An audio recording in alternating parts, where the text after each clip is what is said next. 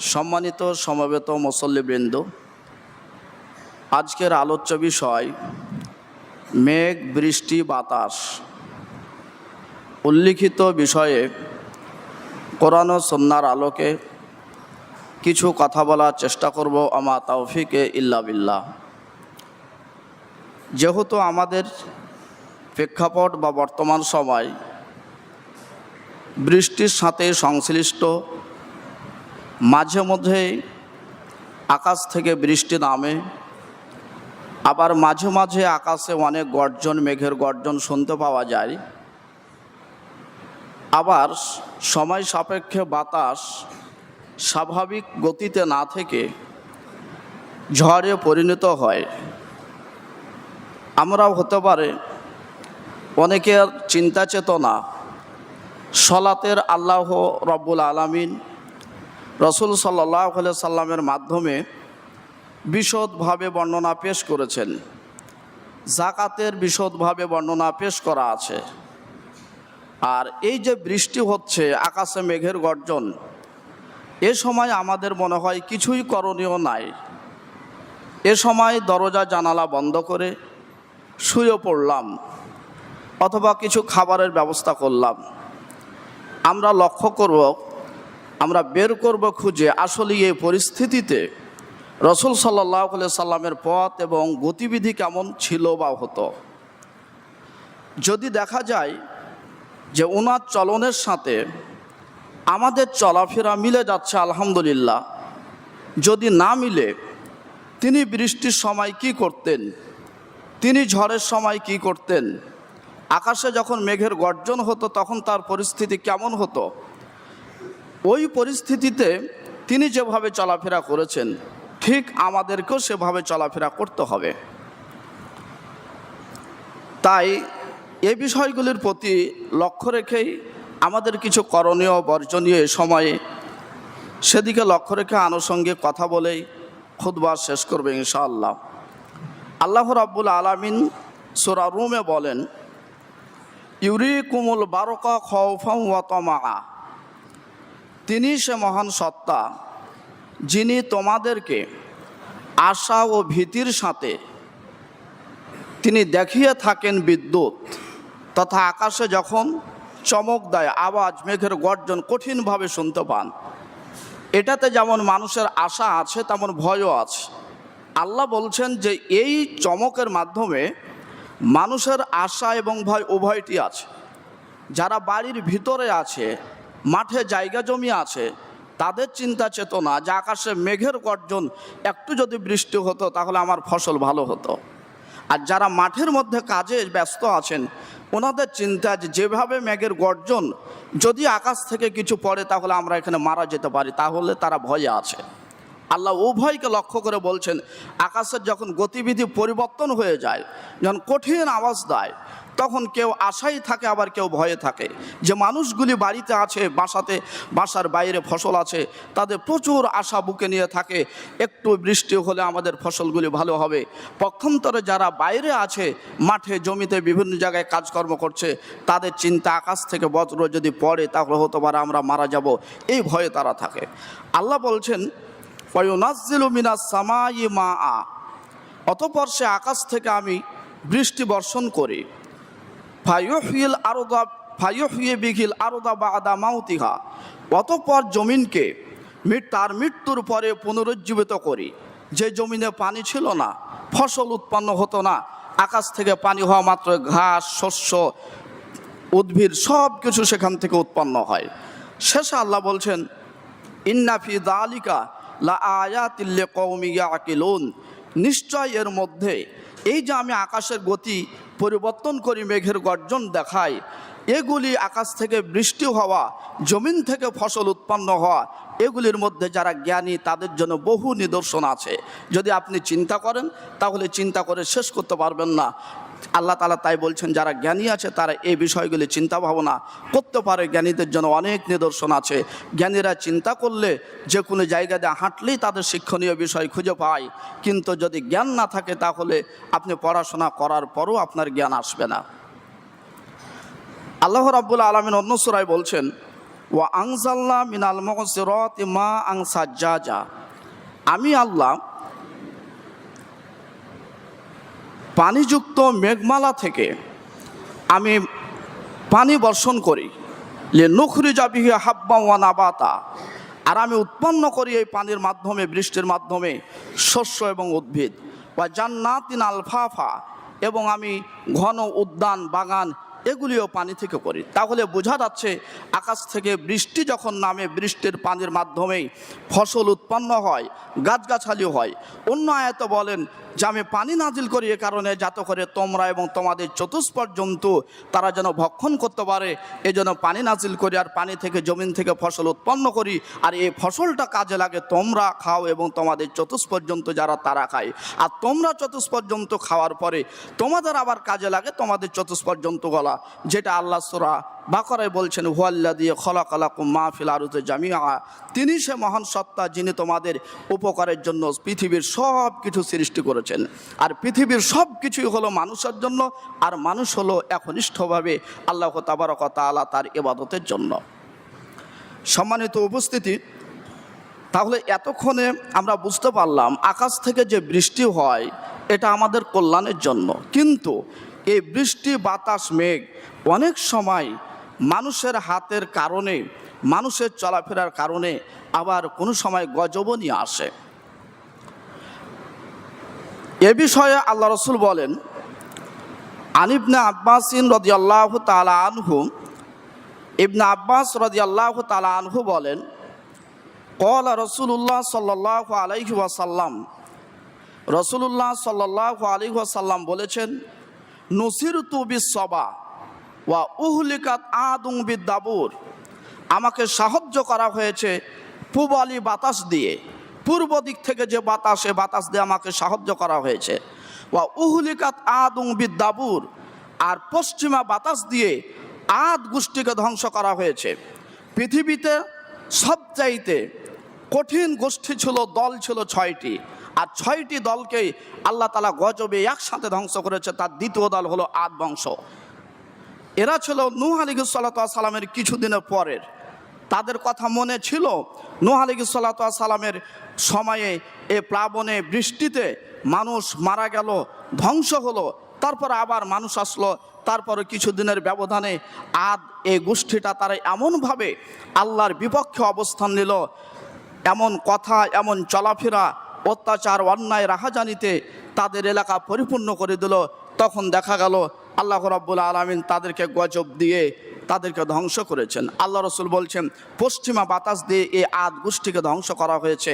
সূরা হাক্কায় আল্লাহ বলছেন এই গোষ্ঠীকে যে ধ্বংস করা হলো, 7 দিন 7 রাত্রি একেবারে যেমন বৃষ্টি তেমন ঝড়ো হাওয়া সব কিছু দিয়ে তাদেরকে শেষ করে দেওয়া হয়েছে। তাহলে এখান থেকে বোঝা যাচ্ছে বাতাস আপনার দয়াও আনতে পারে, রহমত আনতে পারে, ওই বাতাসের মাধ্যমে গজব আসতে পারে। কাজে বাতাস যদি স্বাভাবিক না থাকে, বাতাসের গতি যদি বেশি হয়ে যায়, তাহলে আল্লাহ রসুল সাল্লাল্লাহু আলাইহি সাল্লাম আমাদেরকে যে পথ দিয়েছেন এই পথে আমাদেরকে যেতে হবে। সকালের বাতাস অনেক ভালো, আবহাওয়া অনেক ভালো। যে সময় আপনার আবহাওয়া আপনার কাজে আসবে, যে বাতাস আপনার কাজে আসবে, সে সময় বাংলাদেশের অধিকাংশ মানুষ ঘুমন্ত। মানুষের এখন সকাল হলো 7টার সময়, 7:30টার সময়, অথচ সকালে আপনি ফজর সালাতের পরে উঠে যদি সালাতের পর বাইরে বের হন, মনে হচ্ছে একেবারে গরম আবহাওয়া, তারপরে দেখবেন বাইরে হাঁটাহাঁটি করলে একটু যেন কেমন কেমন একটু ঠান্ডা আবহাওয়া লাগে।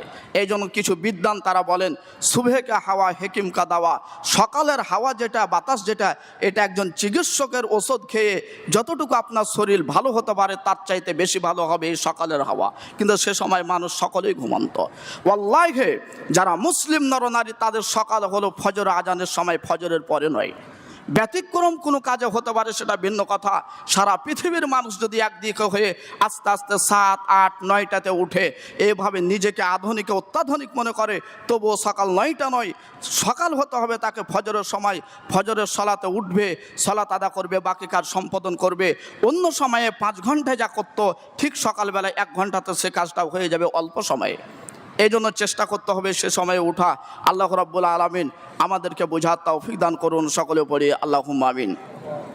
আন ইবনে আব্বাস রাদিয়াল্লাহু তাআলা আনহু قال ইবনে আব্বাস রাদিয়াল্লাহু তাআলা আনহু বলেন, ক্বালা রাসূলুল্লাহ সাল্লাল্লাহু আলাইহি ওয়াসাল্লাম, রাসূলুল্লাহ সাল্লাল্লাহু আলাইহি ওয়াসাল্লাম বলেছেন, নুসিরতু বিসসাবাম, আমাকে সাহায্য করা হয়েছে পূবালি বাতাস দিয়ে, ওয়া উহলিকাত আদুং বিদ্দাবুর, এবং শক্তিশালী গোষ্ঠী আদকে ধ্বংস করা হয়েছে পশ্চিমা বাতাস দিয়ে। বাতাস একটি মাখলুক, আল্লাহর কথা শ্রবণ করে। আল্লাহ রসুল বুঝাতে চাচ্ছেন পৃথিবীর মানুষকে ধ্বংস করার জন্য, অন্যায়কারীদেরকে হত্যা করার জন্য, পৃথিবী থেকে নিশ্চন্ন করে দেওয়ার জন্য আল্লাহর সেনাবাহিনী পাঠানোর প্রয়োজন নয়। স্বাভাবিক বাতাসই তাকে শেষ করে দিতে পারে। যে আদ গোষ্ঠী বলেছিল, কে এমন আছে যারা আমাকে ধ্বংস করতে পারে, আমরা আল্লাহর বিপক্ষে আছি, থাকবই চিরদিন, আমাদেরকে হত্যা করার মতো কেউ নেই। জমিনকে আমরা পা যদি হাঁটু মারি মাজা পর্যন্ত পুঁতে যেতে পারবো এমন আমাদের ক্ষমতা আছে, এমন তাদের চিন্তা চেতনা ছিল। তারপরও বাতাসের কাছে টিকতে পারেনি। যাদের বিল্ডিং ভালো আছে, যাদের বাড়ি ভালো আছে, ফজরে উঠেন না, এক বাতাসে আপনার জন্য যথেষ্ট হবে। কাজে বাতাস অতিরিক্ত যদি হয় তখন দরজা বন্ধ হবে না, জানালা বন্ধ হবে না। দরজা জানালা বন্ধ করতে পারেন, তবে বাতাসের জন্য আল্লাহর কাছে আশ্রয় চাইতে হবে। যে কথাগুলি একটু পরে বলবো। আনাবি হুরায়রা রাদিয়াল্লাহু তাআলা আনহু কল, আবু হুরায়রা রাদিয়াল্লাহু তাআলা আনহু বলেন, ক্বালা নবী সাল্লাল্লাহু আলাইহি ওয়াসাল্লাম, নবীজি সাল্লাল্লাহু আলাইহি সাল্লাম বলেছেন, আর রিহু মিন রাউহিল্লাহ, বাতাস হলো আল্লাহর পক্ষ থেকে বিশেষ রহমত। বাতাস আল্লাহর পক্ষ থেকে বিশেষ রহমত। বাতাস যদি না থাকে মানুষের চলাচল করা কঠিন হয়। বাতাস যদি না থাকে পৃথিবী অচল হয়ে যেতে পারে। তাই নবীজি বলছেন, আর রিহু মিন রাউহিল্লাহ, বাতাস হলো আল্লাহর পক্ষ থেকে বিশেষ রহমত, যেটা পৃথিবীতে তৈরি করার মতো কেউ ক্ষমতা নেই। কিসের এসি, কিসের ফ্যান? ফ্যানের বাতাসে সমস্যা হতে পারে, এসির বাতাসে সমস্যা হতে পারে। যারা জগৎ বিখ্যাত মেডিকেল সায়েন্স, তারা বলছেন যদি এসির মধ্যে থাকেন খুব সতর্ক সাবধান, একদিন আপনার সমস্যা হতে পারে। ফ্যানের বাতাস সব সময় যদি ফ্যান চালান, যদি দরজা জানালা বন্ধ থাকে, ওই ফ্যানের বাতাসে সমস্যা হতে পারে। তবে আল্লাহর পক্ষ থেকে যেই স্বাভাবিক বাতাস, এ বাতাস হলো আপনার উপকারী বাতাস। তাই নবীজি বলছেন, আর রিহু মিন রাউহিল্লাহ, বাতাস হলো আল্লাহর পক্ষ থেকে অন্যতম নিয়ামত। তবে মনে রাখো, তাতিবির রহমাতে, বাতাস কখনো কখনো দয়াতে পূর্ণ করে দেয়, বাতাস দয়াতে ভরে দেয়, বাতাস দয়াই নিয়ে আসে। গাছের পাতাগুলো শুকনো ছিল, পাতাগুলো ফেলতে হতো জমিনে, মুকুল আসবে, একটা স্বাভাবিক বাতাস আসলো, গাছের ওই শুকনো পাতাগুলি পড়ে যেয়ে গাছটা পরিষ্কার হয়ে গেল। বাতাস হলো তোমার জন্য রহমত। যে সময় তুমি বাইরে ছিলে, তোমার শরীরটা এলোমেলো ছিল, একটা সুন্দর বাতাস এসে তোমার শরীরটা ঠান্ডা হলো। তাই নবীজি বলছেন, তাতিবির রহমাতে, বাতাস দয়া নিয়ে আসে, বাতাস রহমত নিয়ে আসে। ও তাহতিবিল আদাব, আবার কখনো কখনো বাতাস শাস্তি নিয়ে আসে, বাতাস কখনো শাস্তি নিয়ে আসে। ফালা তাসুব্বুহা, তবে বাতাস যখন শাস্তি নিয়ে আসে তখন তোমরা বাতাসকে গালিগুলজ করিও না, বাতাসকে গালি দিও না। ওয়াসালুল্লাহ মিন খায়রিহা, বাতাস যদি প্রবাহিত হয়, তার গতি ছেড়ে অন্য গতিতে চলে যায়, তাহলে আল্লাহর কাছে বাতাসের কল্যাণ চাও। ওয়াস্তাইযু মিন শাররিহা, এবং তার অনিষ্ট থেকে বাঁচতে চাও, তবুও বাতাসকে তুমি গালি দিও না। বাতাসকে তোমার গালি দেওয়া ঠিক হবে না। হাদিসের বিবরণে বোঝা যায়, যদি ঝড়ো হাওয়া বয়ে, যদি বাতাস প্রবাহিত হয়, তাহলে দুটার একটা হতে পারে, হয় আপনার উপকার হবে অথবা আপনার ক্ষতি হতে পারে, হয় আপনার গাছগাছালির ক্ষতি হতে পারে অথবা আপনার গাছগাছালির উপকার হতে পারে। তাই দেখা যায় বাতাস স্বাভাবিক উঠলে ভালো লাগে, বাতাস যখন দ্রুত হয়, ঝড়ে পরিণত হয়, বাড়ি ভেঙে গেছে, গাছপালা ভেঙে গেছে, ফসলের ডাল ভেঙে গেছে, তখন আপনি অনেক ক্ষতিগ্রস্ত হয়ে গেলেন। তাই রাসূল সাল্লাল্লাহু আলাইহি সাল্লাম বলছেন, বাতাস প্রবাহিত হলে তোমার একটা দোয়া বলা, তোমার একটু করণীয় আছে, সেটা তোমাকে বলতে হবে। আন ইবনে আব্বাস রাদিয়াল্লাহু তাআলা আনহু কল, ইবনে আব্বাস রাদিয়াল্লাহু তাআলা আনহু বলেন, ক্বালা নবী সাল্লাল্লাহু আলাইহি ওয়াসাল্লাম, নবীজি সাল্লাল্লাহু আলাইহি সাল্লাম বলেছেন, আন্না রাজুলান লানা রিহা, একজন ব্যক্তি বাতাসকে অভিশাপ দিল, বাতাসকে গালি দিল। ইমাম মুসলিম বর্ণনা করছেন, লোকটা চাদর গায়ে দিয়েছিল, সুন্দরভাবে চাদর গায়ে দিয়েছিল। বাতাস যখন দ্রুত প্রবাহিত হয়েছে, শরীরের চাদরটা এলোমেলো হয়েছে। যখন এলোমেলো হয়েছে, তখন সে লোকটি বাতাসকে গালি দিল। এই কথা নবীজি শুনে বললেন, লা তানালু ফিহা, তোমরা বাতাসকে গালি দিও না, বাতাসকে গালি দিতে পাবে না। ফাইন্নাহা মা'মুরাতুন, কেননা বাতাসকে আদেশ করা হয়েছে। বাতাসও হলো আল্লাহর মাখলুক, তাকে যা আদেশ করা হবে তাই শুনবে। বাতাস যদি আস্তে বয় জানতে হবে আল্লাহর নির্দেশ, বাতাস যদি জোরে বয়ে তাহলে জানতে হবে এটা আল্লাহর নির্দেশ। কাজে বাতাসকে তোমাদের গালিগুলাজ করা ঠিক হবে না, অভিশাপ দেওয়া ঠিক হবে না।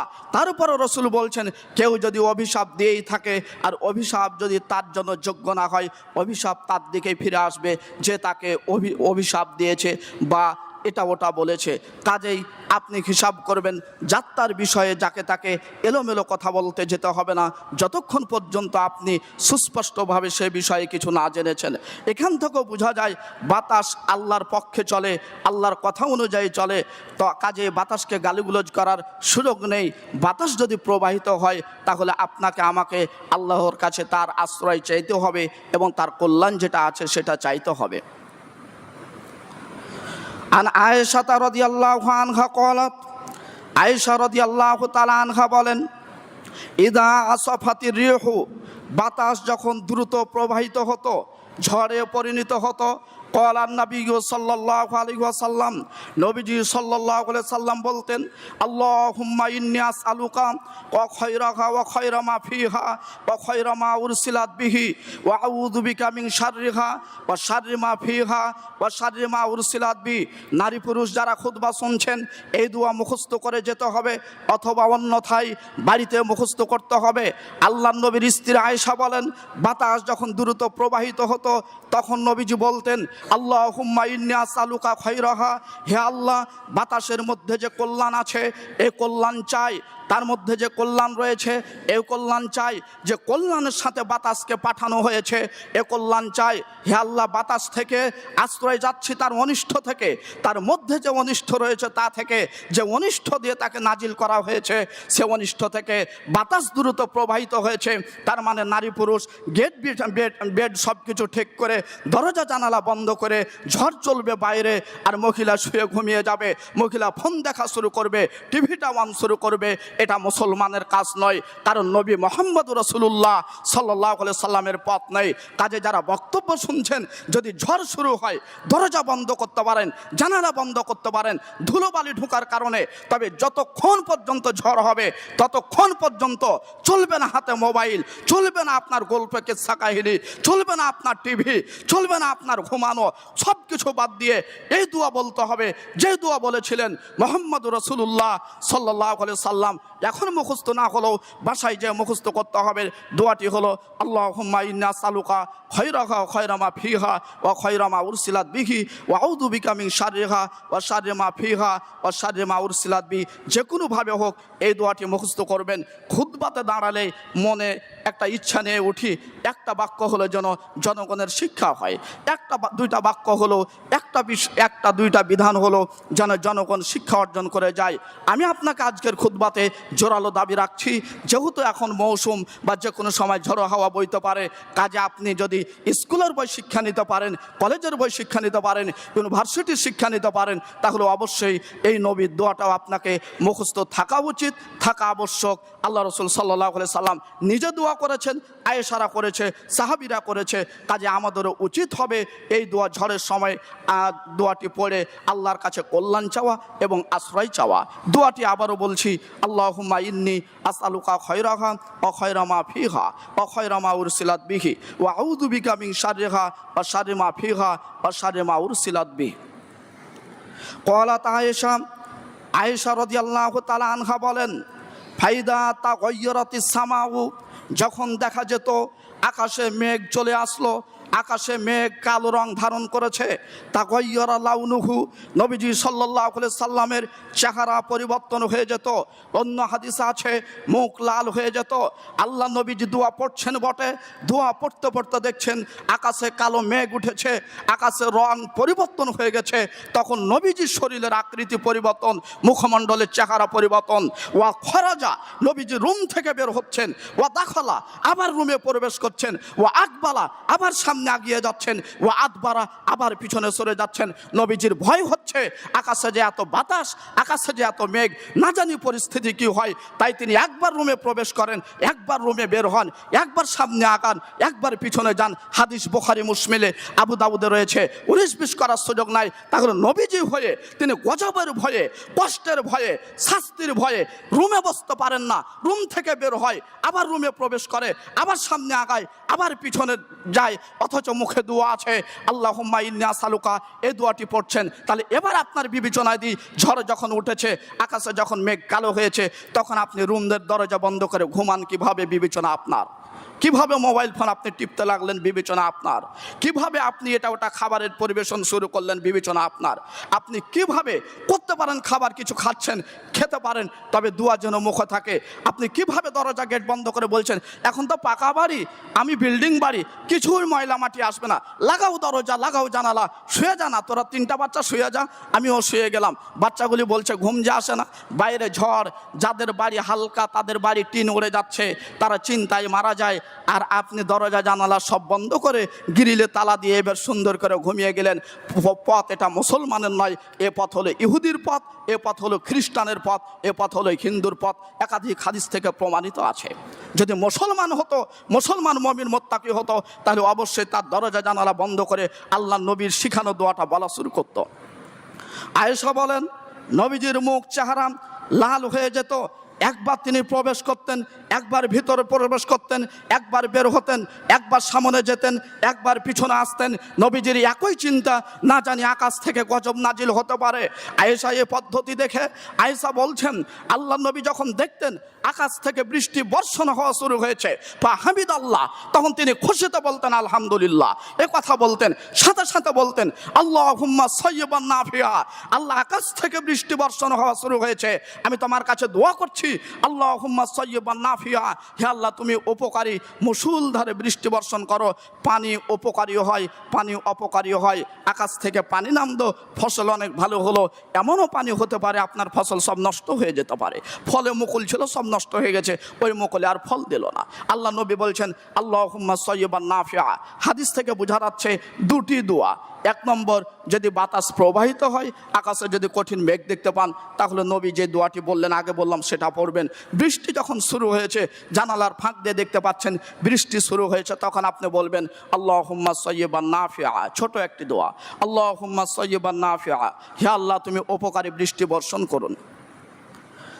আয়েশা রাদিয়াল্লাহু আনহা বলেন, একই হাদিস অনুবাদ করে যাচ্ছি। আয়েশা রাদিয়াল্লাহু আনহা বলেন, আমি এই বিষয়টি জানতে পেরে আল্লাহর নবীজিকে জিজ্ঞাসা করলাম, আল্লাহর নবীজি, আকাশে মেঘ উঠলে মানুষেরা আনন্দিত হয়, খুশিতে আত্মহারা হয়ে যায়, আকাশ থেকে বৃষ্টি বর্ষণ হবে, আপনি নবী হয়ে কেন আপনার মুখ লাল হয়ে যায়, এত কেন পেরেশানি? আয়েশাকে উত্তর দিচ্ছেন, আয়েশা শোনো, একটি জাতি ছিল, তাদেরকে এই মেঘ দিয়ে ধ্বংস করা হয়েছে। আকাশে যখন তারা মেঘ দেখলো, ফাইদা রায়তুমুহা, যখন তারা মেঘ দেখেছিল তাদের সামনে, তখন তারা বলেছিল হাদা আরিদুন মুমতিরুনা, এটা তো সেই মেঘ যে মেঘ আমাদেরকে বৃষ্টি দিবে।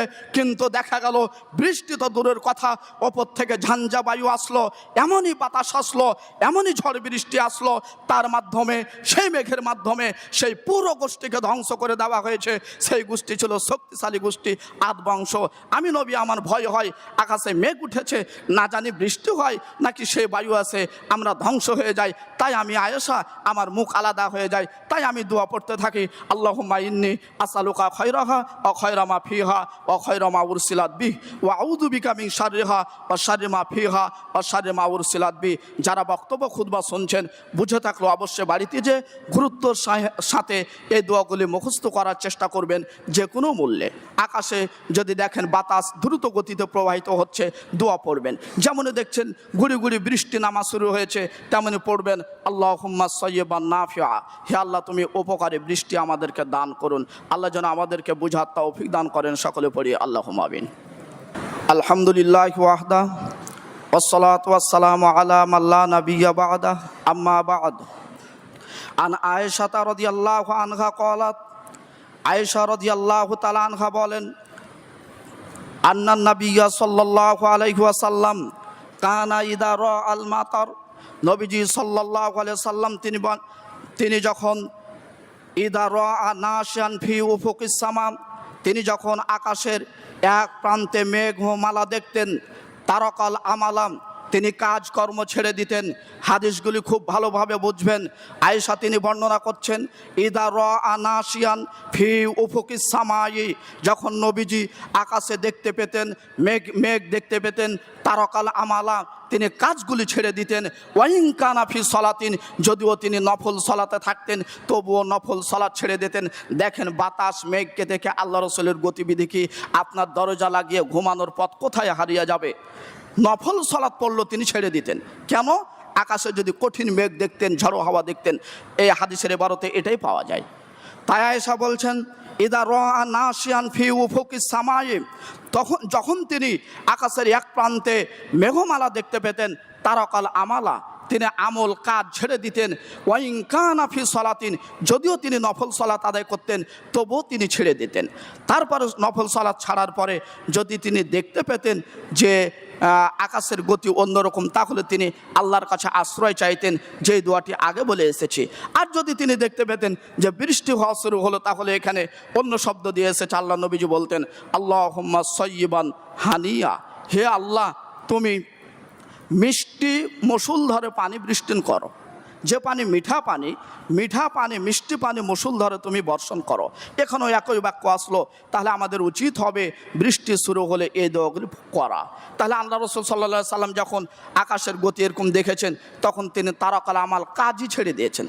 এমন কি বলতে বলছেন, ওয়াইন কানা ফি সলাতিন, যদি নফল সলাত আদায় করতেন তবুও সেটা ছেড়ে দিতেন। কেন? এই যে আকাশের মেঘ, এই যে বাতাসের গতিবিধি, তিনি দোয়া পড়বেন, তাই তিনি সলাতে থাকলো তিনি সেটা ছেড়ে দিতেন। খাস যে দোয়াটা সেটাই পড়বে। এই জন্য আজান যখন দেখা যায় বৃষ্টি হয় বা ঝড় হয়, তখন অনেকে আজান দেওয়া শুরু করে। এটা না, রসুল সাল্লাল্লাহু আলাইহি সাল্লাম যে দোয়া শিখিয়ে গেছেন সেই দোয়াটা আমাদেরকে পড়তে হবে। এটা ছাড়া বাইরে যাওয়া যাবে না। আন আমির ইবনে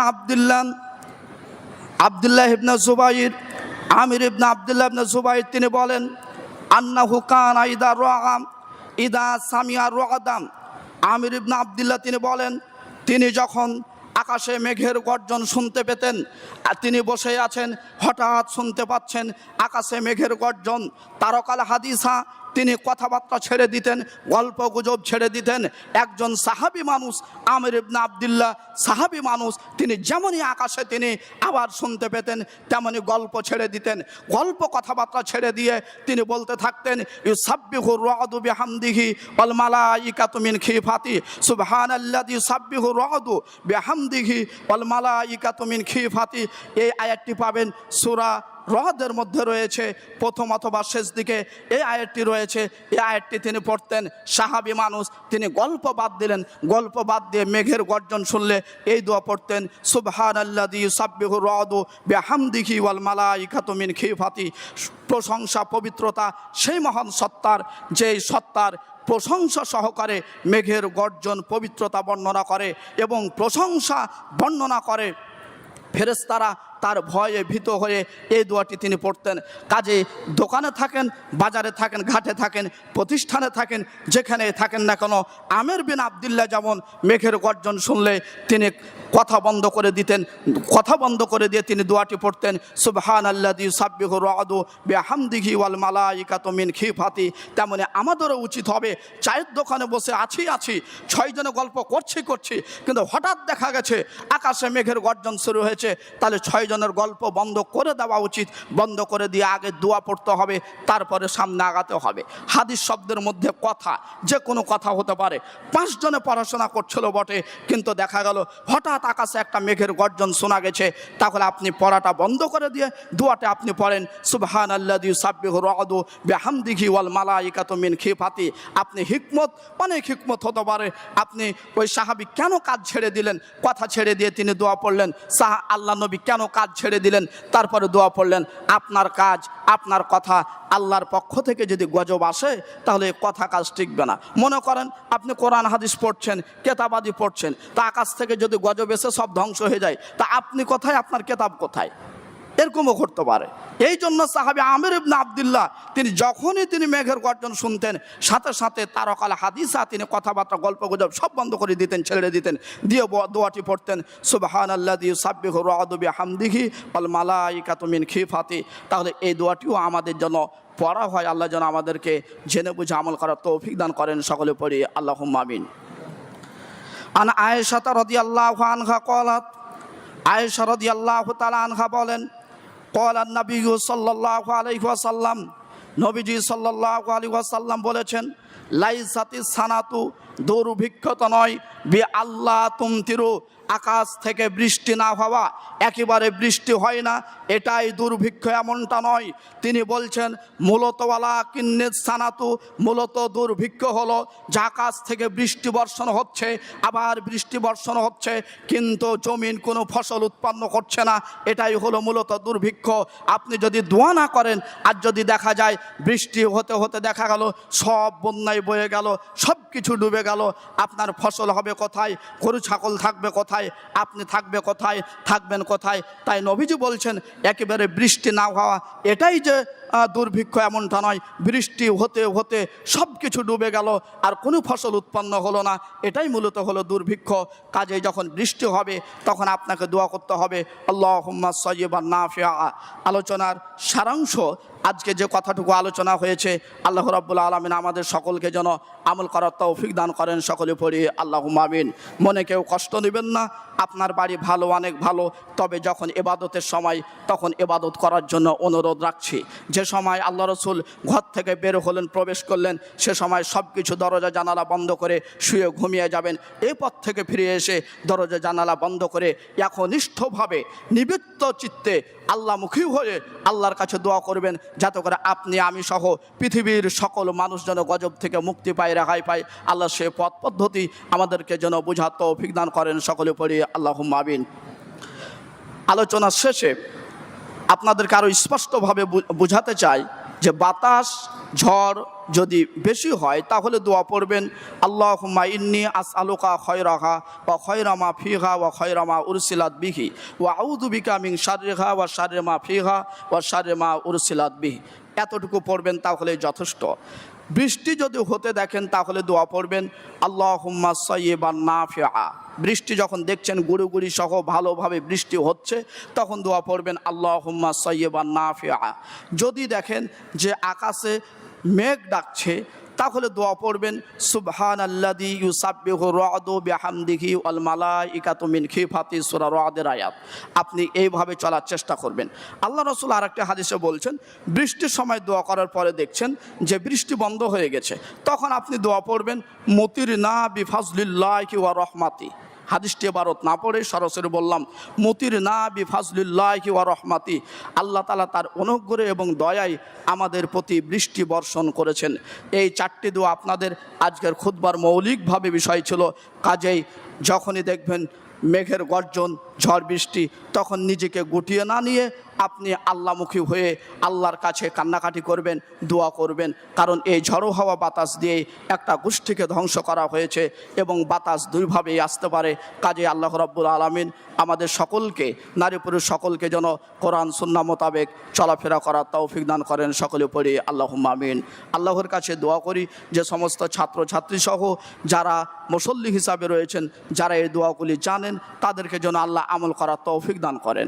যাদের মুখস্থ নেই আল্লাহ রাব্বুল আলামিন তাদেরকে যেন মুখস্থ করার তৌফিক, ক্ষমতা, শক্তি যেন দান করেন। এবং যাদের মুখস্থ নাই তারা যেন মুখস্থ করবে এমন মনোযোগী হওয়ার জন্য আল্লাহ তাদেরকে সুযোগ দান করেন। সাথে সাথে যারা বিত্তশালী ব্যক্তি রয়েছেন তাদেরকে আমি অনুরোধ রাখবো যে আপনার শুরু থেকে শেষ পর্যন্ত দেখেন সব কিছু যদি এলোমেলোই চলেন কিন্তু মৌলিক জায়গাগুলোতে আপনাকে সোজাতে থাকতেই হয়। যেমন আপনি যখন আপনার ছেলে যখন ভূমিষ্ঠ হয়েছে তখন যখন খাতনা দিয়েছেন, রসুলের পদ্ধতিতে খাতনা দিয়েছেন, বাঁচান নাই, ওই পদ্ধতিতে আপনি দিয়েছেন। যখন বিবাহ দিলেন তখন বিবাহর কালিমাটা নিজস্ব গতিতে ছিল না। যখন আপনি বিবাহের পরে লোকটা মারা যাচ্ছে তখন কাফনের কাপড় সহ তাকে দাফন সহ সব নবী মুহাম্মদ রাসূলুল্লাহ সাল্লাল্লাহু আলাইহি সাল্লামের পদ্ধতিতে দিলেন। তাহলে সবগুলি যদি নবী মুহাম্মদ রাসূলুল্লাহর পদ্ধতিতে চালান তাহলে এই পথগুলিও ঝড় মেঘ মেঘ বৃষ্টি বাতাস চলাফেরা কথাবার্তা অহংকার না করা সব বিষয়গুলিও নবীজি সাল্লাল্লাহু আলাইহি ওয়াসাল্লামের আঙ্গিকে সাজিয়ে নিতে হবে। আমি আপনাকে বিশ্বাস দিয়ে কথা বলছি, আজকে দেশ ও বিশ্বের মধ্যে বহু নিয়ম তৈরি হয়েছে, অনেক নিয়ম, প্রত্যেকটা শাখাতে নিয়ম দিয়ে পরিপূর্ণ। কত নিয়ম শৃঙ্খলা, কেন এলাকাকে সাজাবো, দেশকে সাজাবো, পরিবারকে সাজাবো, কত নিয়ম সাজিয়ে দিয়েছেন, কিন্তু সব নিয়মই একদিন ভেঙে যাবে। সেই দিন কখন হবে জানি না, তবে এমন একটা দিন আসবে যেদিন পৃথিবীর কোনো সাজানো গোছানো নিয়ম থাকবে না। সেটা বাংলাদেশ বলে কথা নয়, সংসদ বলে কথা নয়, জাতিসংঘ বলে কথা নয়, এক ব্যক্তির নিয়মে সাজবেন, তিনি হবে বিশ্বনবী মুহাম্মদ রাসূলুল্লাহ সাল্লাল্লাহু আলাইহি ওয়াসাল্লাম। কাজে আপনার অহংকার, আপনার বিচক্ষণতা, আপনার শিক্ষকতা, আপনার যোগ্যতা সবকে উপেক্ষা করে ওই শিক্ষককে মানার জন্য অনুরোধ রাখছি, যিনি হলেন আমাদের সর্বশ্রেষ্ঠ নবী বিশ্বনবী মুহাম্মদ রাসূলুল্লাহ সাল্লাল্লাহু আলাইহি সাল্লাম। কাজে যে সমস্ত মা ও বোনেরা আপনারা বাসায় অবস্থান করেন, স্বামী দেশে নাই, স্বামী বিদেশে আছে, স্বামী চাকরি বাকরি করে, টাকার অনেক টাকা আছে, ব্যাংক ব্যালেন্স অনেক আছে, আপনি দোয়া শিখতে চাচ্ছেন না, জেনারেল নিয়ে পাগল হয়ে আছেন। জেনারেল শিক্ষা করা জায়েজ, তবে মনে রাখবেন শুধু জেনারেল দিয়ে আপনার মুক্তি নেই। আপনাকে যদি জেনারেলে আপনি যদি মাস্টার্স পাস করে থাকেন, তাহলে কোরআনের 5টা শিক্ষা 5টা সূরা পড়া ফরজ, নচেত বুঝতে পারবেন সেদিন, যেদিন আপনি কবরে যাবেন সেদিন বুঝতে পারবেন ফাতিহার কত দাম আর ইংলিশে কথা বলার কত দাম, সেদিন আপনি বুঝতে পারবেন কবরে যেয়ে। কাজে যে সমস্ত মহিলারা রয়েছেন, যারা এবাদতমুখী, মানুষ যত খাবে, যত বেশি খাবে, বেশি পড়বে, তত মানুষ অলস হয়ে যাবে, আর অলস হলে মানুষের এবাদত ছুটে চলে যাবে। আজকে মানুষেরা 5 ওয়াক্ত সালাতে অলসতা। কেন অলসতা? খাবার বেশি হয়ে গেছে, বাড়ি থেকে বেরাতে অলসতা। কেন? সব কিছু বাড়িতে আছে। কাজে এত আনন্দের মধ্য দিয়ে 1 ঘন্টা যদি মেঘের গর্জন হয়, আর 1 ঘন্টায় বসে বসে সে কীভাবে পড়বে সুবহানাল্লাযী ইউসাব্বিহুর রাদু বিহামদিহি ওয়াল মালাইকাতু মিন খিফাতি। যদি 20 মিনিট ঝড়ো বায়ু বয়ে, তাহলে কেন 20 মিনিট সে বসে থাকবে? বিছানাটা অনেক সুন্দর বিছানা, সেখানে শুয়ে থাকাই তার জন্য ভালো। তবে আমি ওই সমস্ত মা বোন সহ সকলের প্রতি উদাত্ত আহ্বান রাখছি, যেই বিছানা আছে এই বিছানা কবরে আবার টিকবে না। ওই কবরের বিছানা আপনি পাবেন কিনা একটু বিবেচনা করে দেখিয়েন। আপনি যে খাবার খাচ্ছেন সেই খাবার আপনি কবরে পাবেন কিনা, জান্নাতে পাবেন কিনা, সেটা একটু বিবেচনা করে দেখেন। আপনার যে আনন্দ, সে আনন্দ যদি রাসূল সাল্লাল্লাহু আলাইহি সাল্লামের আনন্দের সাথে না মিলে, তাহলে দুনিয়া জীবন করা সব কিছু বৃথা। আমাকে এই বিষয়গুলা যখন নিজে নিজে বুঝি, তখন মনে হয় কেমন একটা আশ্চর্য। উনি নামে মুসলিম হয়েছে, ছেলেগুলি সব ভালো শিক্ষিত, কিন্তু একজনও 5 ওয়াক্ত সালাত পড়ে না, একজনও সালাত পড়ে না। দেখা গেল তার মৃত্যুর পরে ওই হলো বড় অফিসার, সে এসে ডান দিকে দাঁড়িয়ে আছে, ওই হলো সেকেন্ড অফিসার বাম দিকে দাঁড়িয়ে আছে, ওই হলো থার্ড অফিসার পিছনে দাঁড়িয়ে আছে। অফিসারটা সালাম দিয়ে বলছে এটা আমার আব্বা, ওই বলছে সালাম দিয়ে এটা আমার আব্বা, ওই বলছে সালাম দিয়ে আমার আব্বা। তবে একজন ব্যক্তিও বলতে পারছে না আল্লাহুম্মা গফির লাহু ওয়ারহামহু, এ আল্লাহ আমি তার ছেলে হয়ে তোমার কাছে দরখাস্ত জানাচ্ছি, তুমি আমার পিতাকে ক্ষমা করো, তার প্রতি দয়া করো।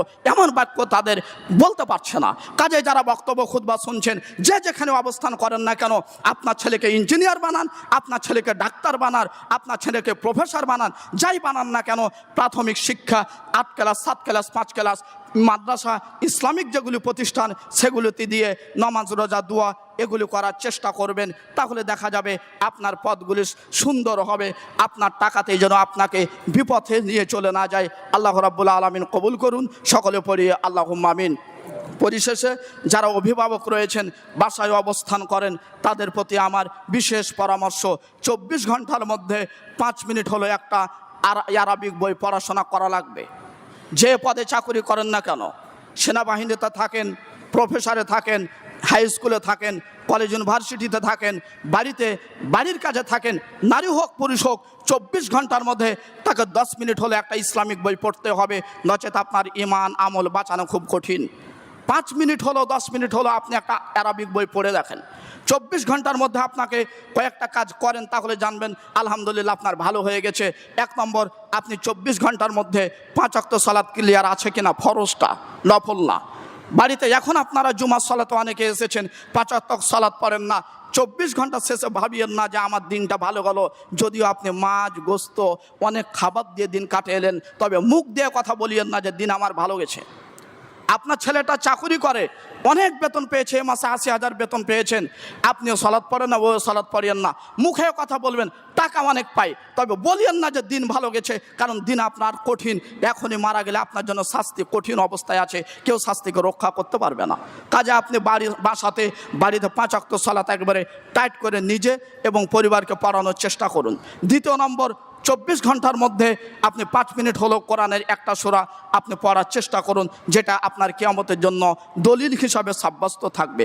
যদি পারেন 24 ঘন্টার মধ্যে আপনি 1 টাকা হলো দান করবেন, তাহলে আপনার আত্মীয়, আপনার ছেলে মেয়ে, আপনি নিজে স্থির থাকবেন, বিপদ আপদ থেকে মুক্তি থাকবেন।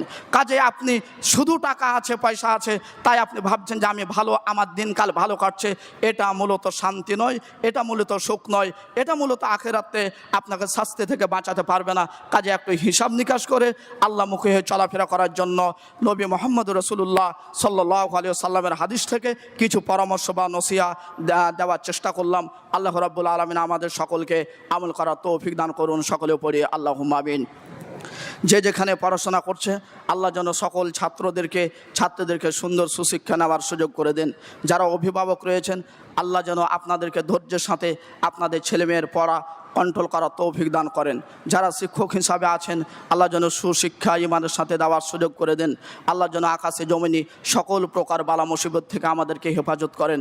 যে পরিমাণ খাদ্য না থাকলে আমরা চলতে পারবো না, সে পরিমাণ খাদ্য যেন আল্লাহ আকাশ থেকে আমাদের জন্য বাজেট বা বরাদ্দ করেন।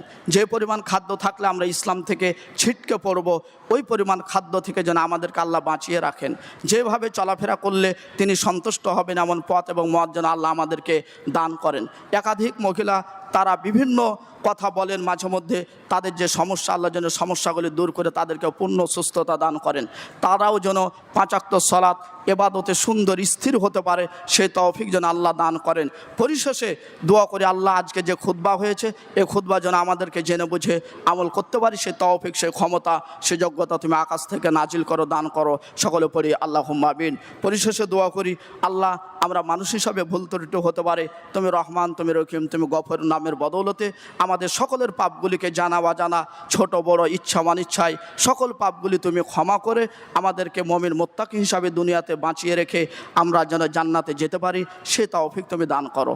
আমরা এখানে যেভাবে একসাথে বসে আছি জান্নাতের জন্য একসাথে আমরা এভাবে যেতে পারি, সে তৌফিক তুমি দান করো। আমাদের জীবনের সকল পাপকে তুমি দূর করে দাও।